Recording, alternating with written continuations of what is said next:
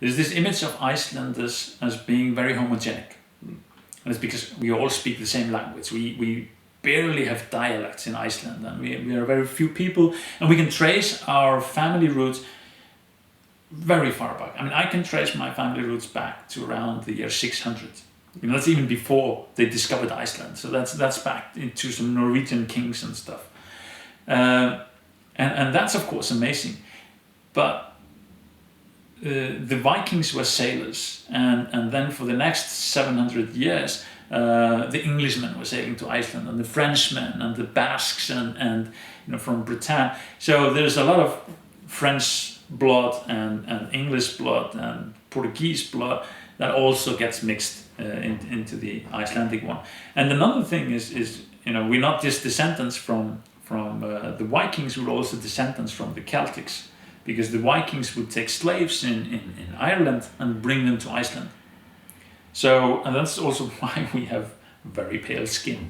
There's a difference between Scandinavians and Icelanders in that sense. We have much more in common with the Celtics when it comes to our blood types and skin types. Interesting, that I definitely didn't realize. Yeah. So it explains a different complexion and kind of different genetic pool then. Yes, and this has also not been part of the.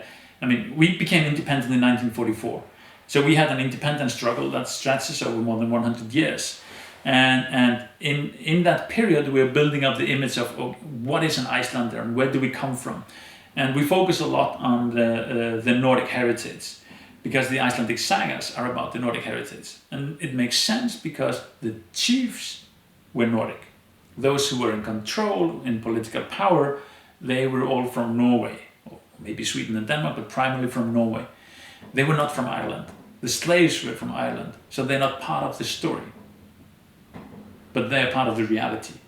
So there's also this mismatch.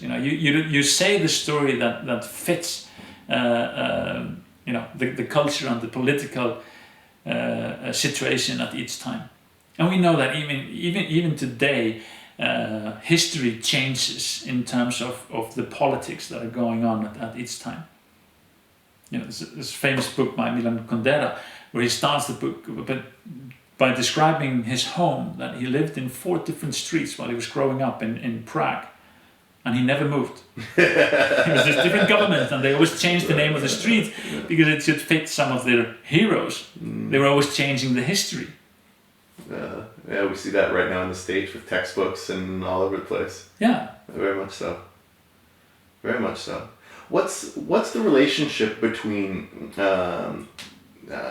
so the Celtic areas of Northern Ireland and Scotland, those still kind of have that Celtic feel, I guess. It's always fascinating traveling through those areas and seeing how different the architecture is and that side of it.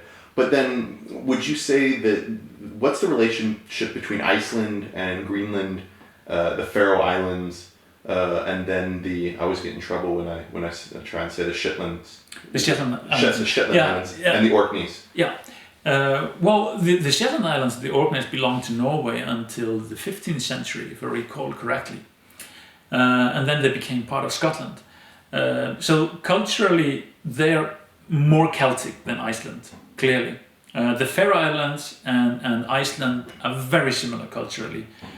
We can easily read each other's languages, and we can understand, quite a bit of what each other says, but not everything.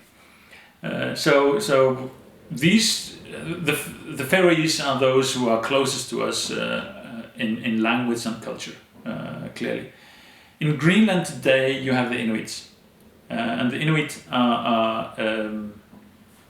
they're not related to the Nordic people, neither culturally, genetically, or anything. They have more of a Mongolian origin, And you're coming across from Russia, across the northern Hudson Bay area and that side, yeah. So 1,000 years ago, the Vikings were settling the southern shores of Greenland, and they went up the west coast. And the Inuit came from the north, and they were moving down as the climate was changing, because they had certain methods in hunting, and the Vikings had different methods in hunting. So they didn't clash much.